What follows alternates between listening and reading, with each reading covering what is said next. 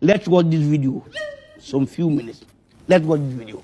Na rekodi hii video nikiwa Nairobi, Kenya, CBD, capital city of Africa. Hii ni onyo kwa wasanii, kwa waigizaji, kwa wachekeshaji, kwa content creators. Ningependa kuwapa taarifa. Tarehe 7 mwezi wa 5 nina jambo langu. Na mimi nikiwa na jambo langu hakuna mtu yoyote anaweza kulisimamisha. Kwa sababu pesa ipo, uchawi upo, mwanamuziki ninayemtambulisha anajua. Sasa hivi nawekeza fedha, si kama mnanielewa vizuri. Nawekeza fedha kwenye kipaji. Nimeamua kuwekeza fedha zangu kwa miaka 10 kwa akili zangu timamu, sio kichaa. Nimeamua kumchagua mwanamuziki wa kike ambaye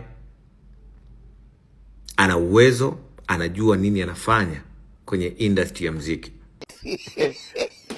Kwa hiyo kama wewe ni mwanamuziki, unataka kutoa project yako mwezi wa 5, ningekushauri ungeipumzisha kwanza, kwa sababu hutaweza kushindana na mimi. Haitawezekana.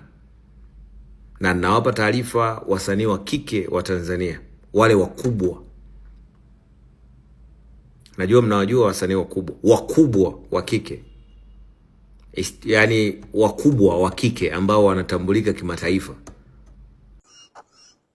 Kwa sababu product ninayoileta sokoni ni product ambayo iko kamili. Pure talented. Si kama tunaelewana?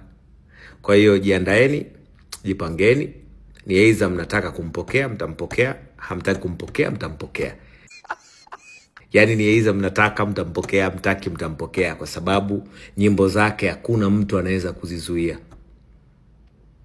Si tunaelewana? Niwatakie siku njema.